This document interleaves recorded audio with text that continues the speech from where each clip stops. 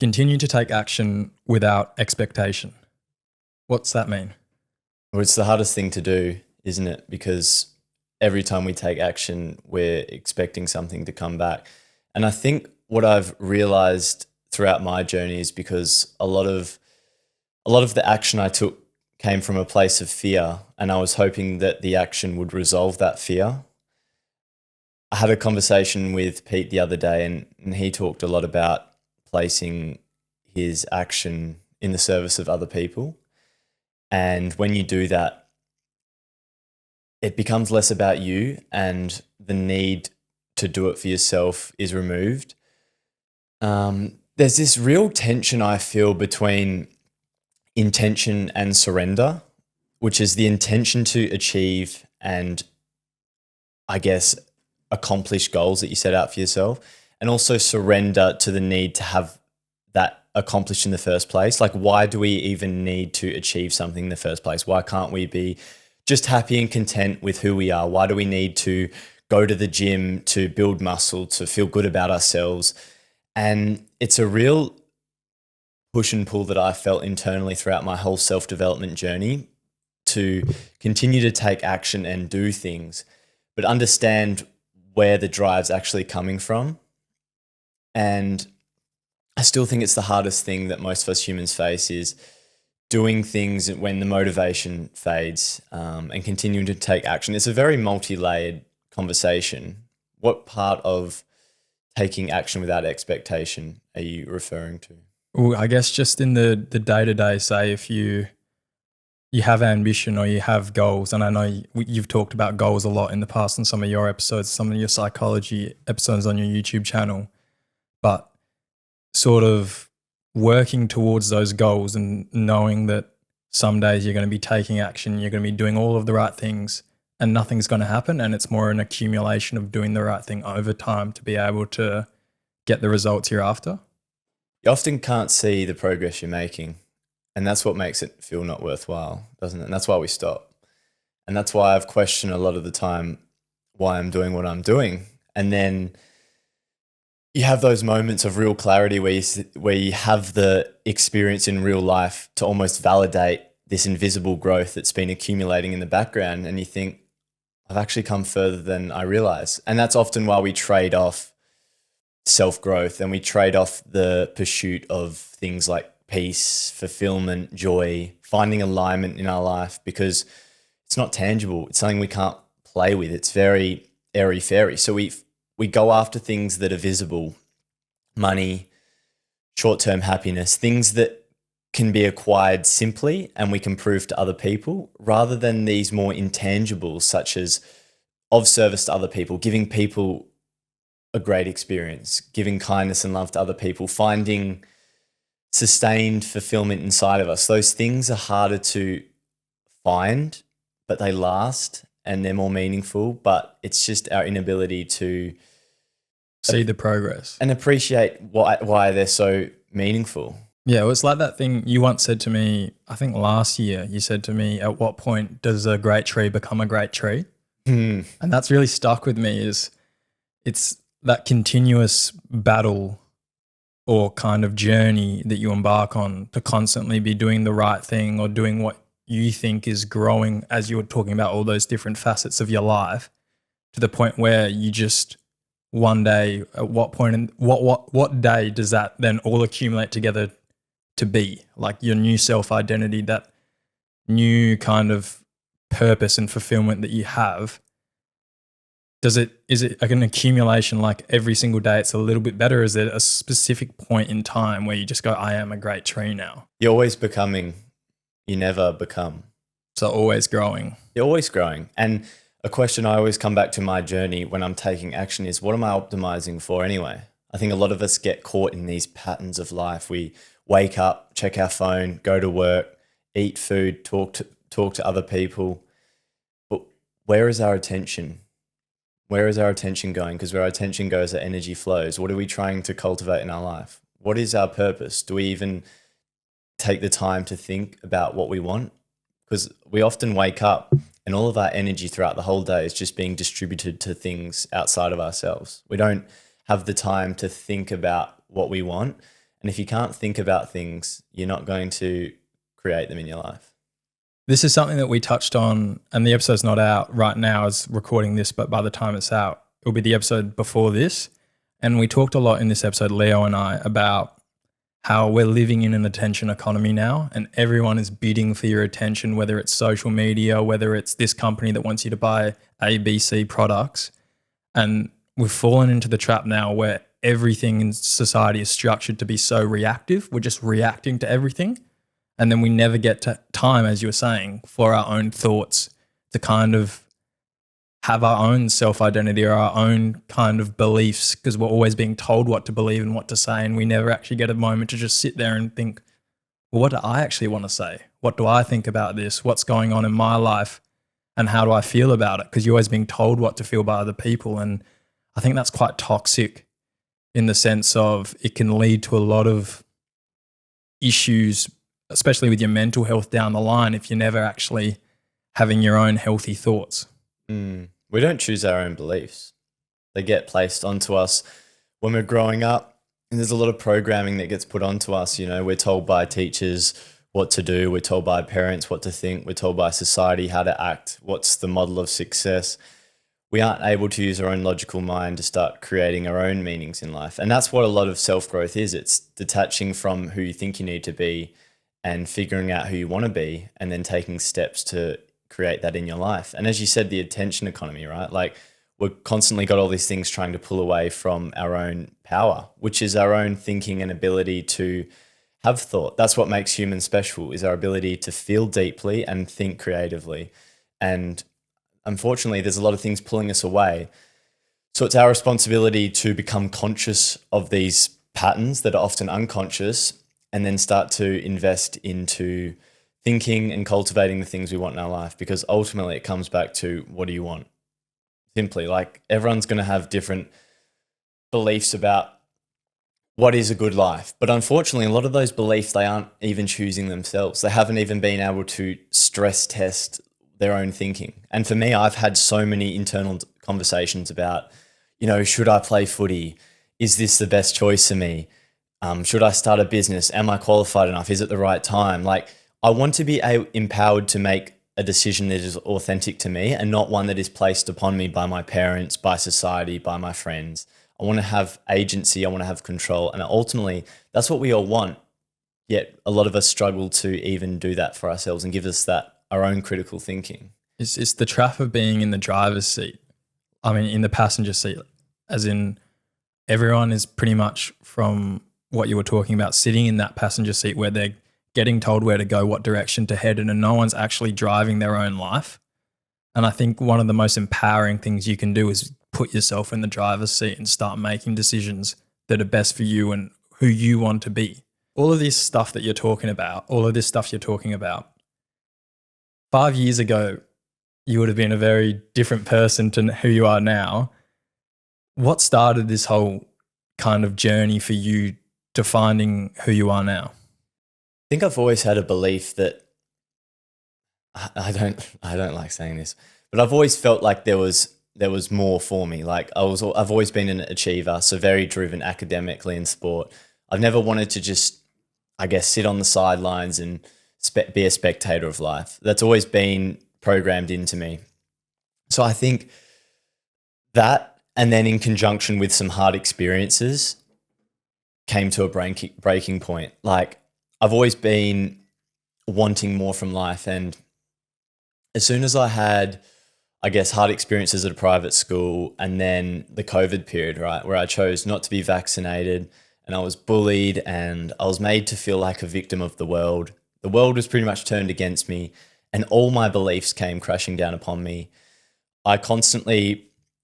I wanted to be validated by the world. Most of my journey was, if I'm good at sport, people will like me, I'll feel good about myself, I'm worthy as a human being. And the same for academic. I've got to prove myself through grades. And then the COVID period came, and then all of these people I was seeking validation for and from, they just turned on me.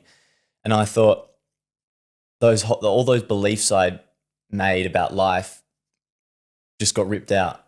And it pushed me to an existential crisis where I thought, what is life? What are we doing? It feels like I'm in this matrix, and I feel like all of these things that are happening. It doesn't make any sense to me. How can the world be so cruel? How can people be manipulated so easy? All these thoughts. And that's where that was the turning point. It was like, there has to be something more for me, because I've felt this thing throughout my whole journey where I've wanted more from life. I've known what feeling worthy inside feels like. I've maybe in a more egocentric way, but I know what good feelings. I remember what it is like to feel on top of this world, and I do not feel anything like that right now. And if the world can't give me that, how can I create it myself? And that was the turning point of attention, where it was like, okay, I got to start focusing on myself, and started reading self-help books, changing my habits, and then started the psychology degree. And that was the butterfly effect that 4 years later has led to all of these positive changes. But it often comes from a place of fear and a turning, and like a real breaking point that starts the journey. Well, for anyone listening that is at that breaking point, when you reach the breaking point, how do you, with all of these existential thoughts in your head, and you kind of don't know what to do and you don't know who you are, how do you find that pathway to becoming who you are now? Like, if you're at that breaking point, how do you have the clarity to put yourself on the right path? Is it a specific thing, or it's kind of an accumulation of a bunch of things together? Everyone's journey is going to look different, but I think sometimes you're not going to know what to do. It's easier to know what not to do and invert that. So I knew, like, for example, in that time, I didn't want to do a commerce and law degree anymore. Okay. So I'm not going to do that. I'm going to choose to stop this path. Unfortunately, when we stop taking one path, our brain craves predictability, and we want to know how it's going to play out. We feel depressed about ourselves, and the only way we're going to feel better is if we're certain that we can feel better if we do X, Y, and Z. And that's where you have to lean into courage, and it's scary, but you don't actually need to know that you're going to be okay tomorrow. And I think you've got to be willing to know that eventually, one day, you're going to get to a place where you are going to have some answers. You've just got to lean into the courage and think, I'm not going to regret following my heart and my intuition, and knowing that I'm going to do something that's best for me. It was very existential for me, and I was reflecting a lot in death, and I thought, you know what? I'm going to die one day. Memento mori. Remember, you have to die. And that's something that keeps coming front of mind even now when I take risks.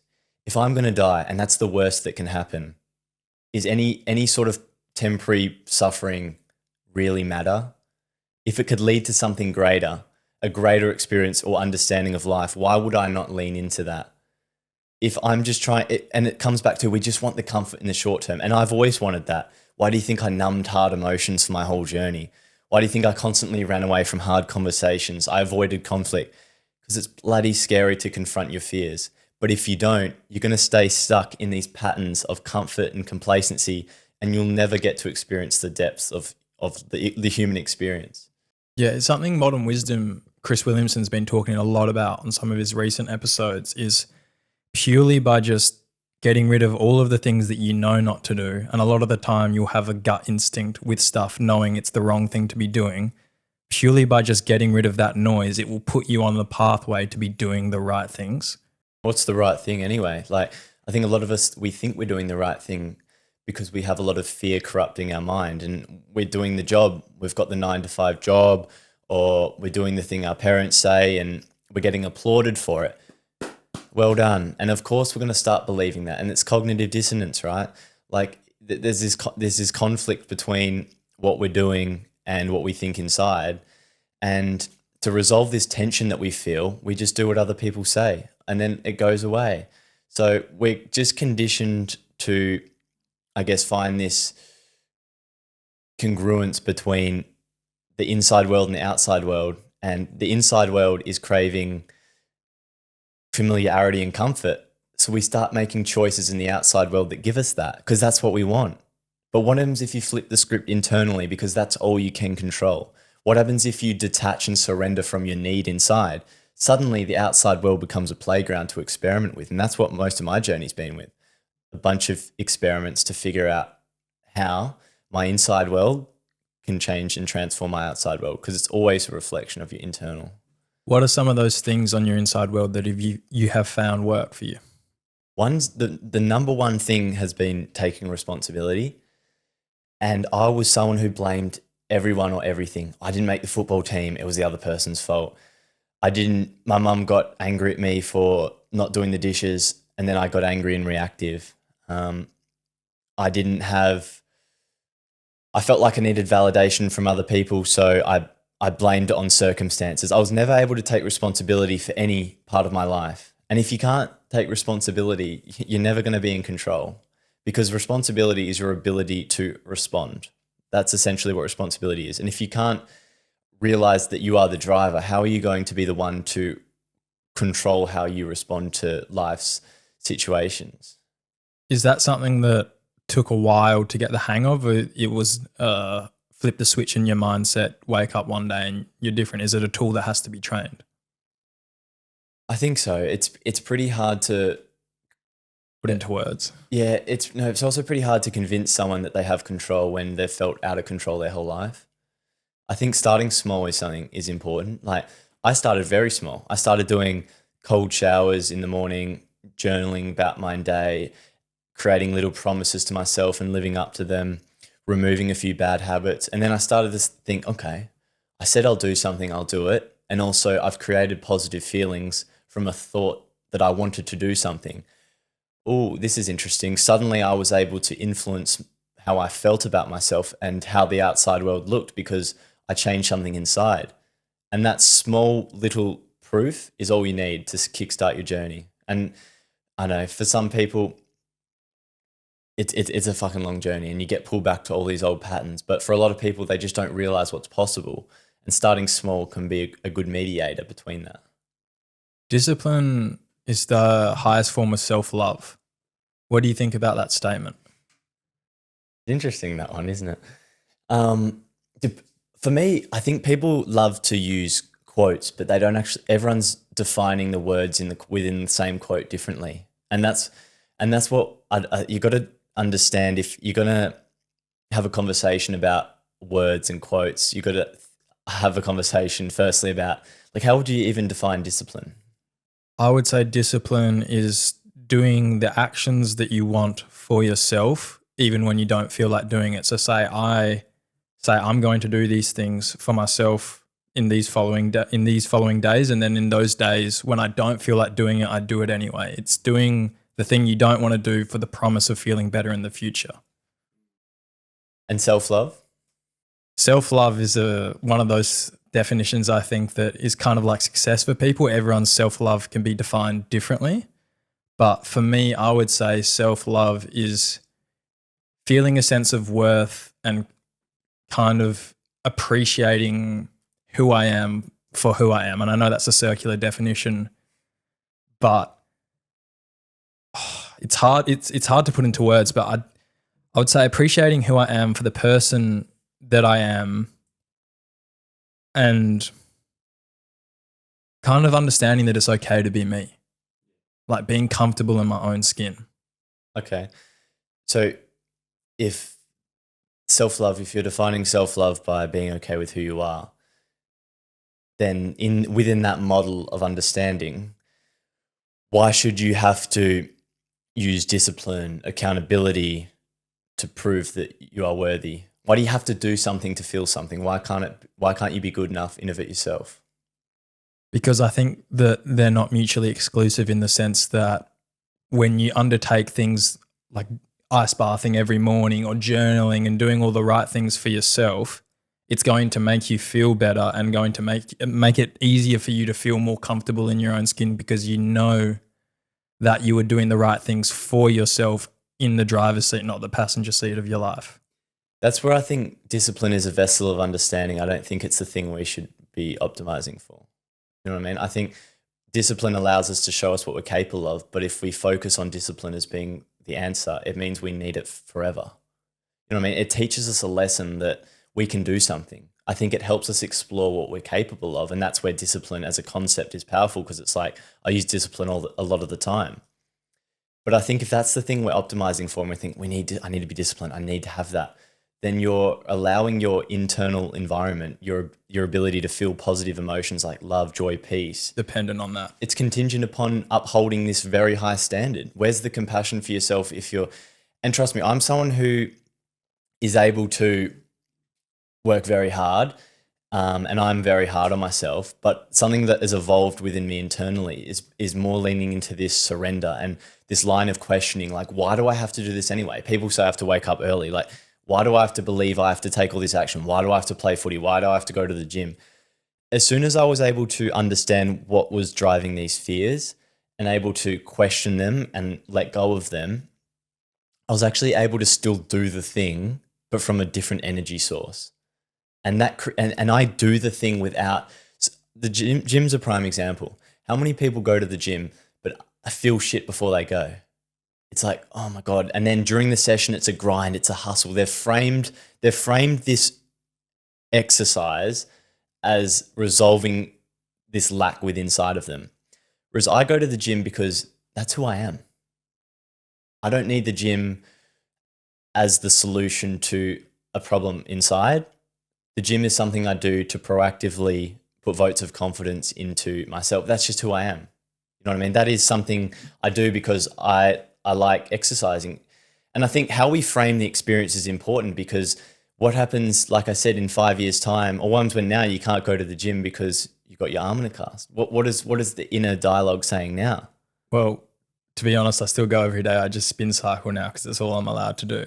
But I exercise every single day, and purely because, as you're saying, I identify as a person that wants to exercise every day because it makes me feel happy and healthy. I do it for my mental health, my physical health, and for the discipline element. I do it for all three things. And I feel like for me, it's not so black and white in the sense of I'm doing it because, yes, I don't enjoy sitting on a watt bike or whatever for an hour pedaling in a sling. Like, I have to put on a podcast or something to be able to get through it every single day, when normally I'll run and stuff without headphones in and really just be alone with my thoughts.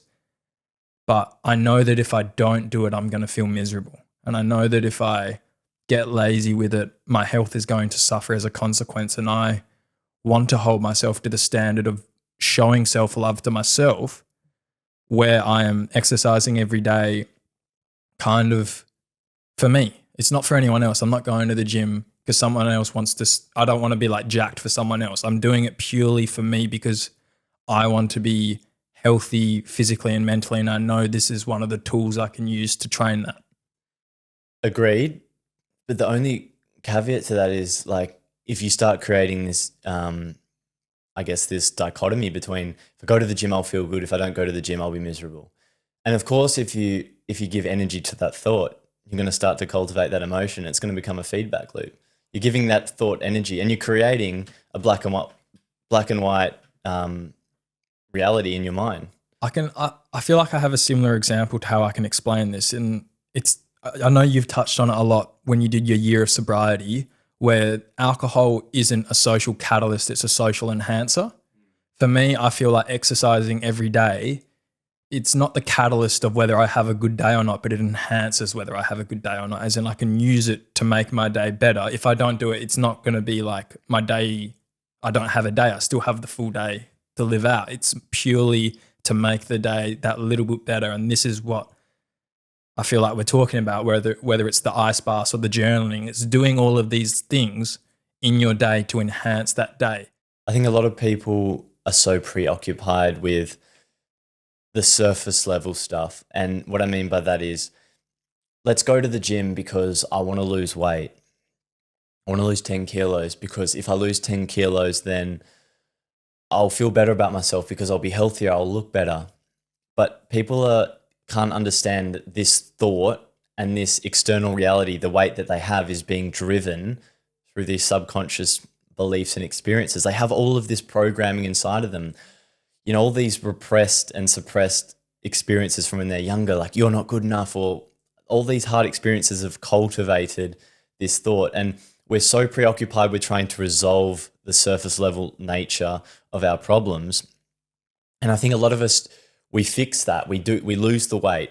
And then a couple of months, a couple of years, eventually it's going to manifest in some other different way. And that's what happens with limiting beliefs. They do not go away. If you don't get right into the weeds, they'll go away.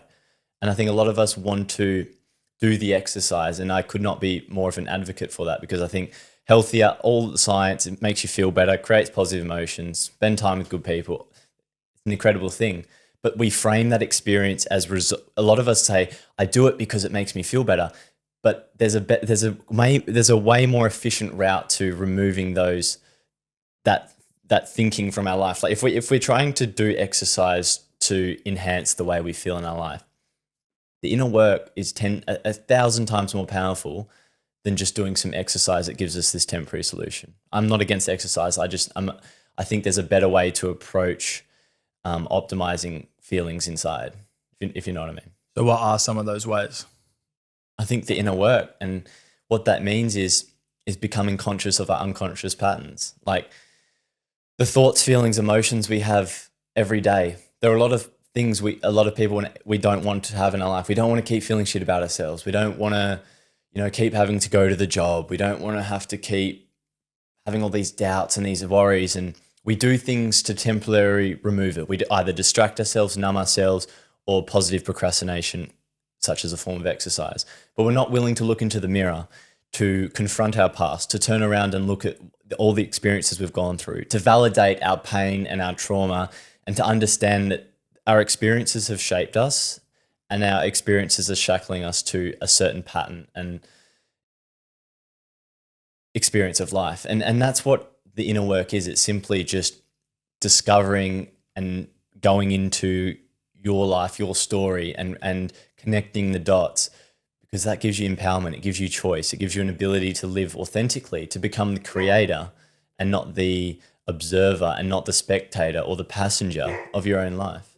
So how do you confront those thoughts? How do you confront that and change create that paradigm shift to start looking at why you're doing things through a different lens?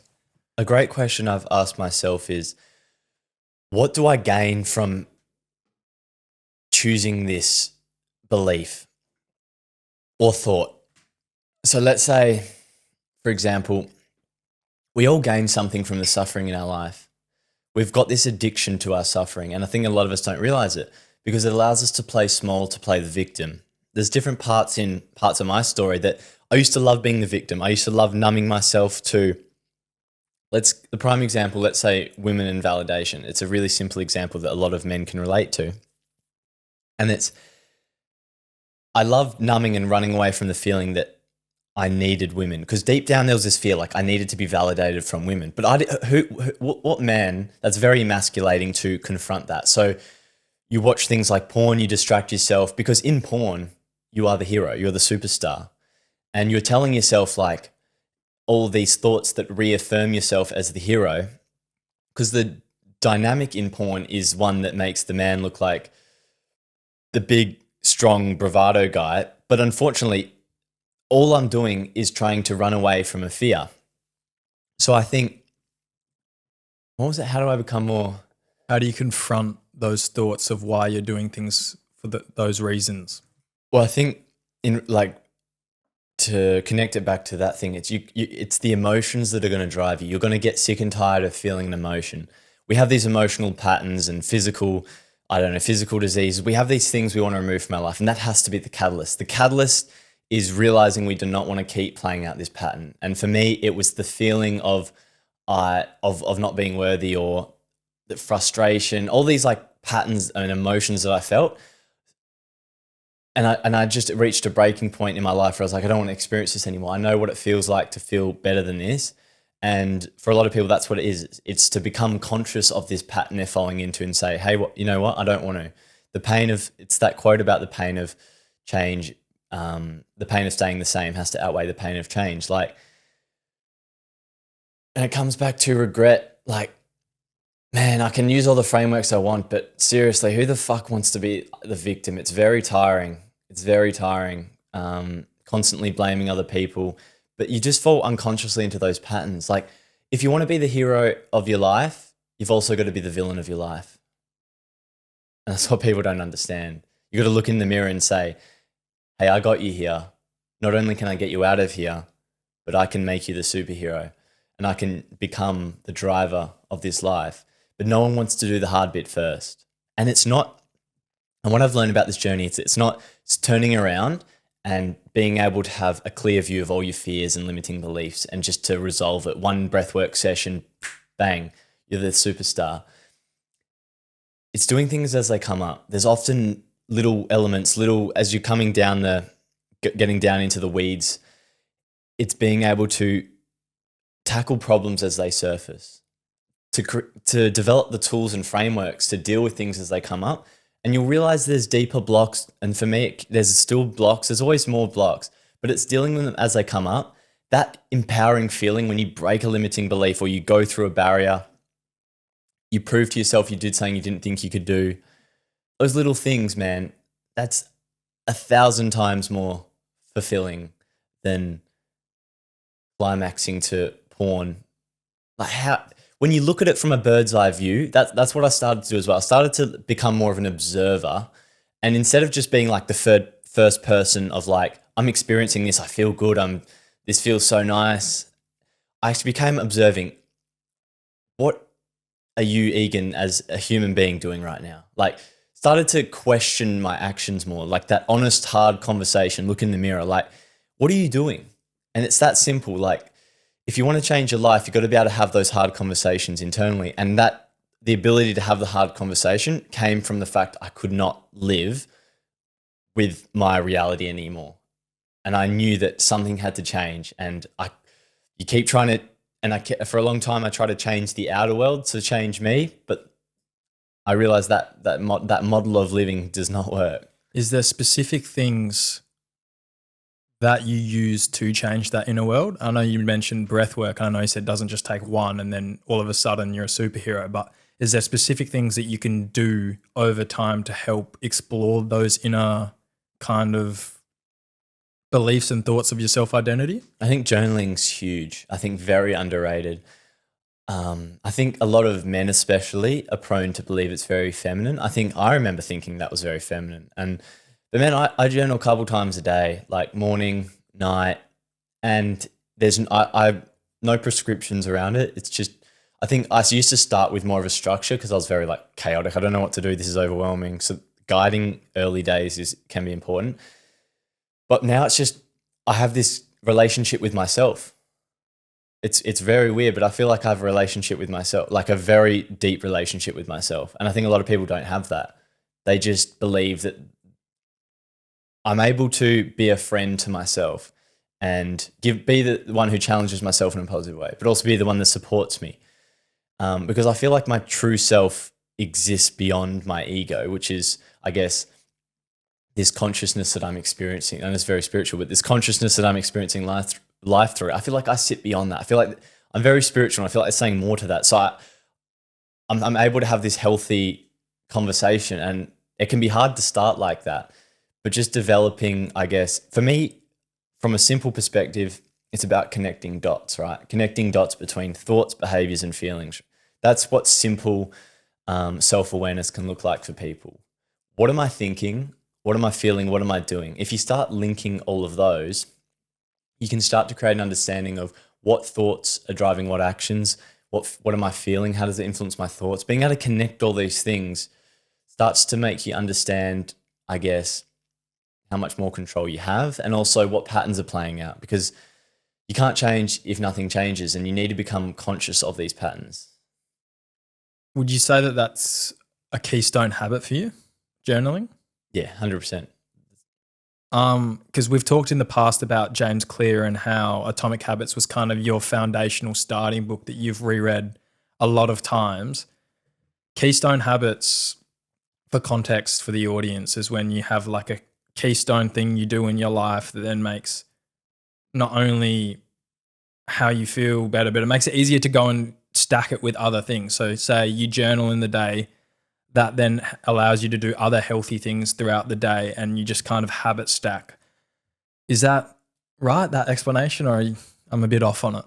I think with any sort of change, we all want to change 1,000 things at once. Like, you'll listen to a motivational book and then you're like, okay, tomorrow I'm journaling, I'm doing my breath work, doing the cold shower, I'm gonna make a healthy breakfast, and then I'm going to do my visualization board, and then I'm going to listen to 3 podcasts, and you do that for 1 or 2 days. if you start small, you build a habit into your routine, then you can start to add things in. But no one starting their journey wants that, because we all want to resolve an issue. So we want to put as much inputs as possible. And that's why coaching and accountability and that's why I'm very grateful to put myself in a position to coach people throughout, because it's fucking overwhelming.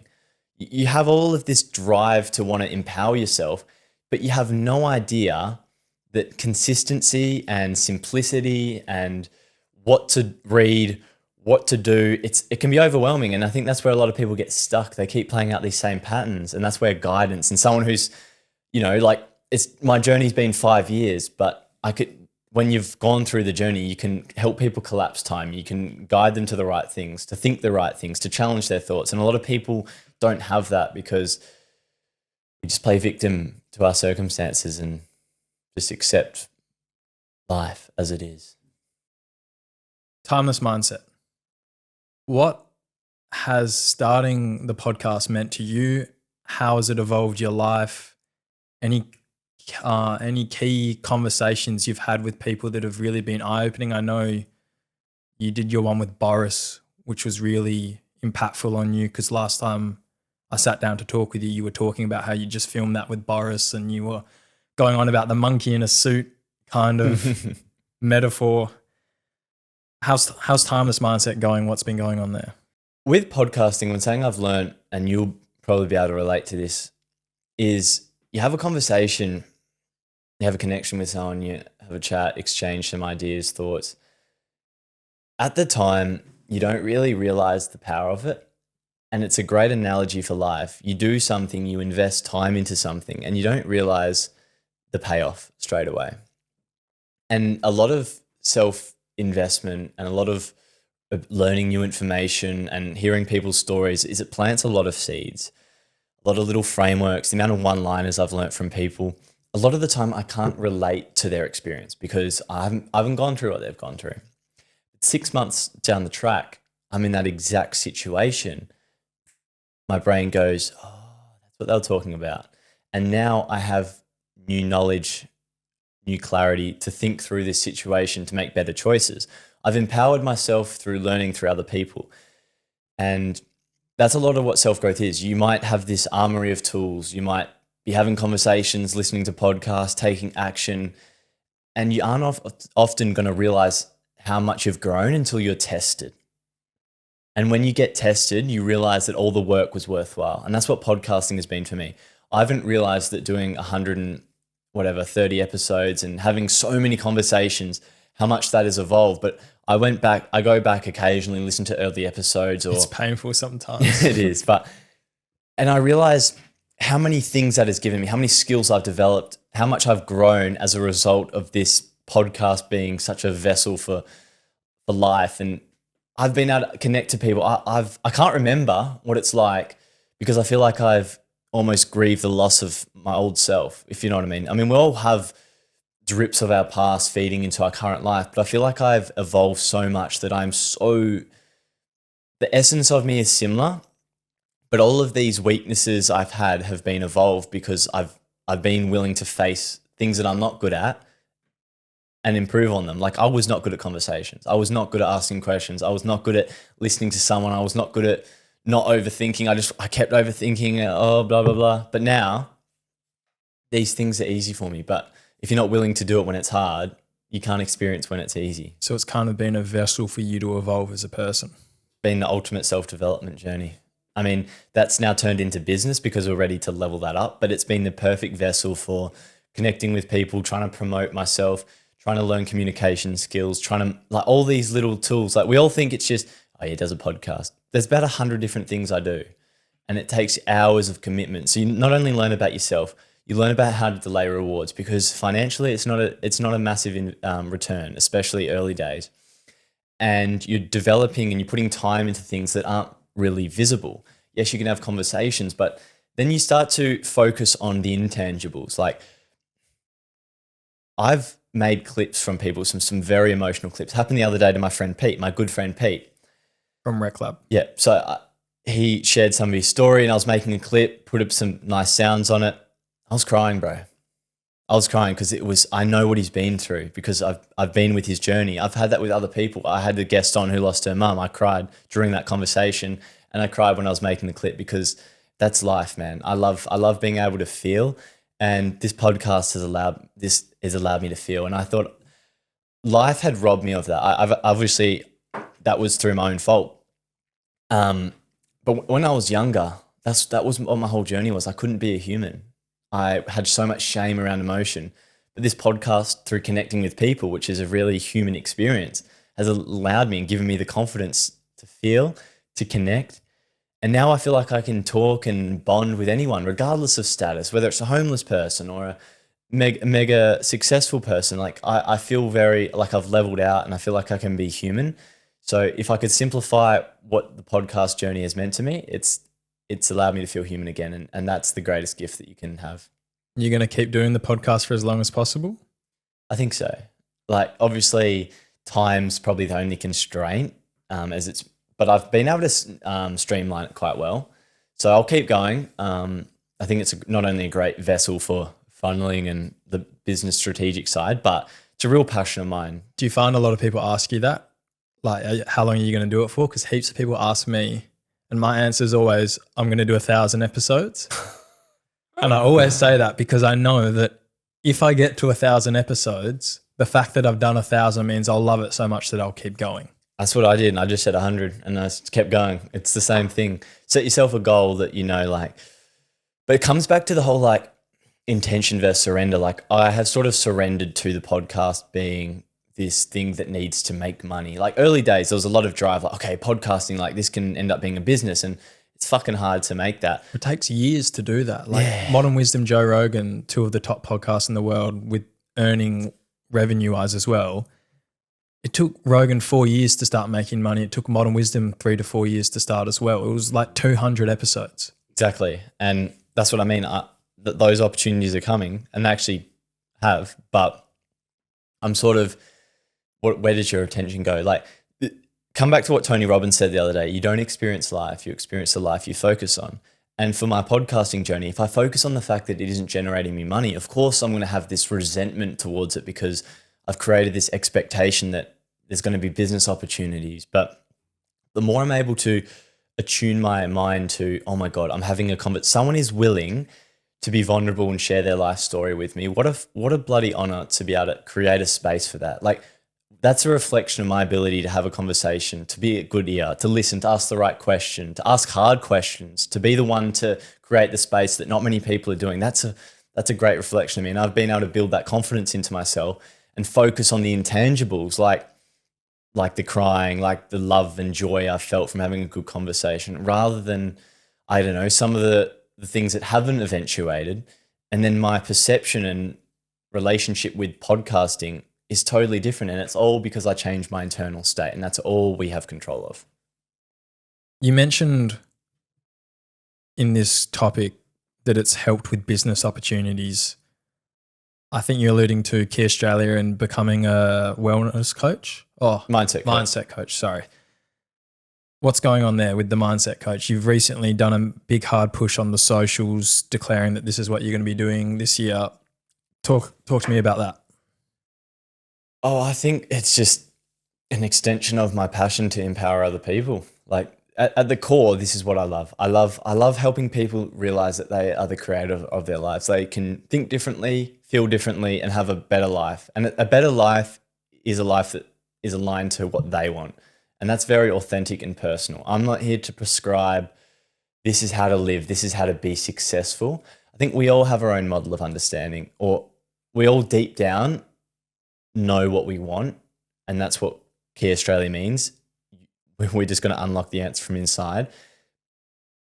But I'm not here to tell you what to do. I'm here to unblock you, because I have the understanding of the psychology. I know the thought patterns and the emotions. I know how we're able to twist a story. I know how we're able to avoid conversations, because I've done it and I've done all the research. I know what we do, and I want to be able to learn the skills to hold a space to create that. Like, I'm making my programs and working with people now, and that's what I want to do because I love it. Because I love giving that to other people, because I know what it feels like to receive that. And obviously I went through my own journey and I've worked with other coaches, But when you experience, when you know what it feels like to feel like the world's against you, and life is meaningless, and why does everyone hate me? Why is life so difficult? To the total opposite end, where I'm the creator, I can do anything I want. To feel that, I guess, that polarity and the depths of that polarity between the positive and the negative, it gives me this model of understanding that I can coach and guide people through. Obviously, everyone's got different experiences. I'm not coaching people through experiences. I'm guiding them through to unblock themselves and to empower themselves. And then obviously linking with Key Australia, it's another thing. It's that you've started with Jack. Yeah, so we've got community events, and we just want to create space. This is something I've learned. People don't have these spaces. Often change comes from a physical buffer, like putting yourself in a new environment, which is able to kickstart new thought patterns, to wire in, to act as the catalyst for change. And we want to take that in. Jack's just quit his apprenticeship. Do you follow Jack? No, I'm not good on social media. I know he's big on TikTok, but I don't have Yeah. TikTok. Like I have it for the podcast, but I don't use it unless I just upload and switch it off. So he was close to finishing his apprenticeship and he just quit like Yeah, right. 12 months. So we're going all in. We're taking our workshops to businesses, like corporate businesses, like team building workshops style stuff. Because we know that people, this is something I've learned, no one wants to have hard conversations. We do. We love it. We know on the other end of that is authenticity, a rejuvenation of purpose. And we want to give that to people because we know our value is being able to have the courage and the frameworks to have that. And that's what we want to bring to people. And we know it's not only empowering, makes life better, it's going to help with business, etc. That's going to be the sell. But fuck, I keep coming back to it. And I know maybe I'm too existential for people, but memento mori, mate. We're going to fucking die and do the thing. I think your small talk's worst nightmare. But I don't think that's a bad thing at all. That is true. I don't like small talk. Yeah, because it's just so surface level. And as you're saying, you really want to get into the nitty gritties of kind of removing all of those blocks from who people are meant to be or can become because of all the external pressures and thoughts bestowed upon them by others. Mm. So a little bit more about Key Australia, because I'm quite interested to talk about it. You're starting this with Jack. What was the inspiration behind this? Like, how long has it been in the works for? When we came up with the idea to launching it, it was probably 2 to 3 weeks. But I'll tell you a bit of a story. This is about Jack and I's relationship. So Jack and I played football at North Beach, and our relationship just stemmed playing footy, and we used to actually gamble a lot together. Obviously, I had a gambling addiction years and years ago. That was part of my journey.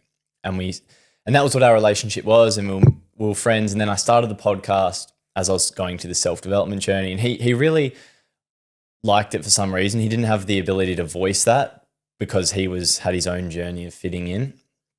But I eventually got him on for a podcast because we were relatively close.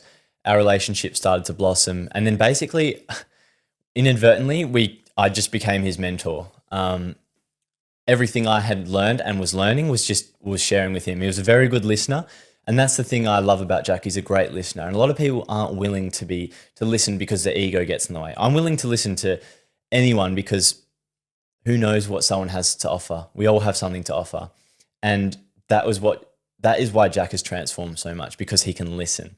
And he was able to take these things on board, experiment, think differently, and he always had this thing inside of him. He was always wanted to not only own a business, but he's very philosophical, and I was able to give him that space for it.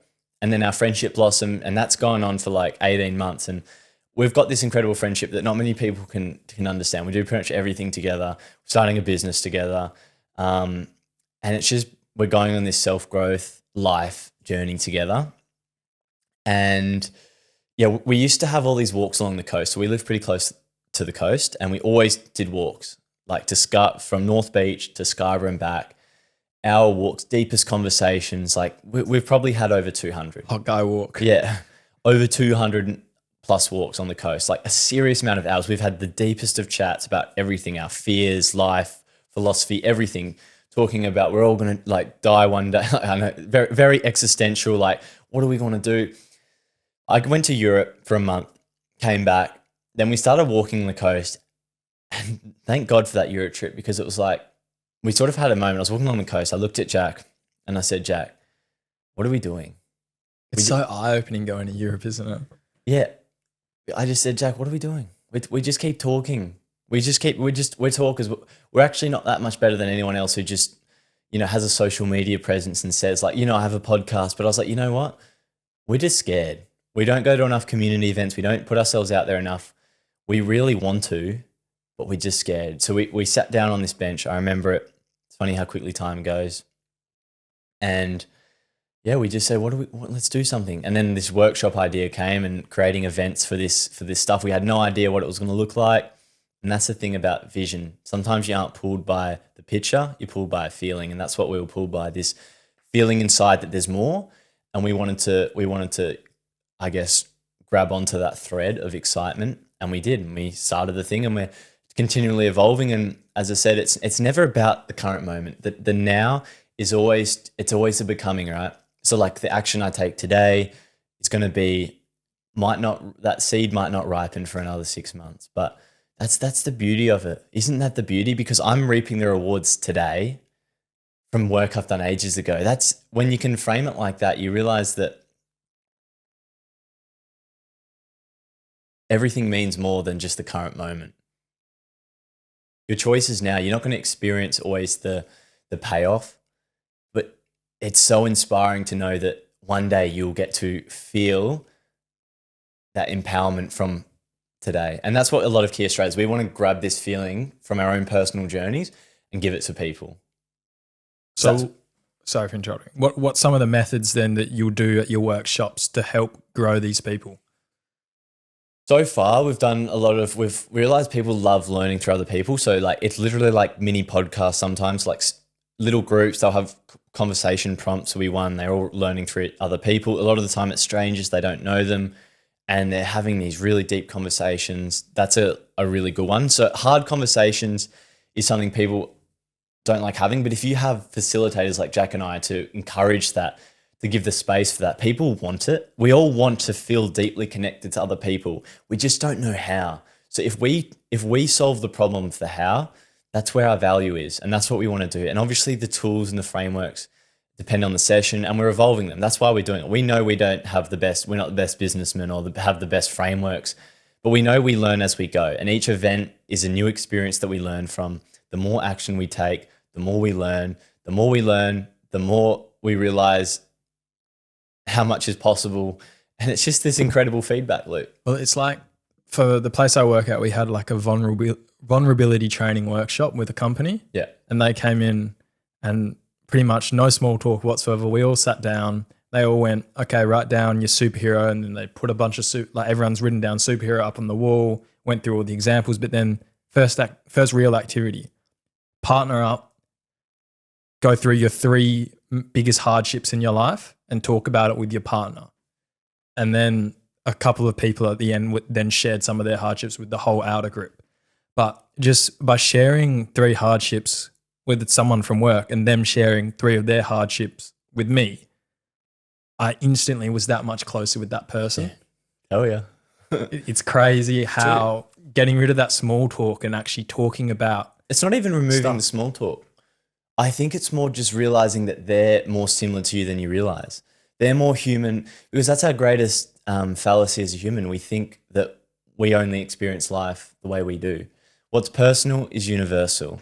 The things we go through, everyone's going through in a very similar, but obviously the manifestations of the circumstances are so different. But we all have felt anxious. We've all grieved the loss of someone in some way. We've all gone through these feelings and emotions, and when you hear that, you realize, hey, you're human. I don't need to put you on this pedestal that I've created in my imagination, that you have all the answers. And I'm constantly comparing my behind the scenes drama to your highlight reel. You've got behind the scenes stuff too. Well, it takes away kind of the intimidation behind the person, but it also helps you understand who they are more as a person as well. And I think that's really powerful. Any other kind of activities you do in the Key Australia workshops?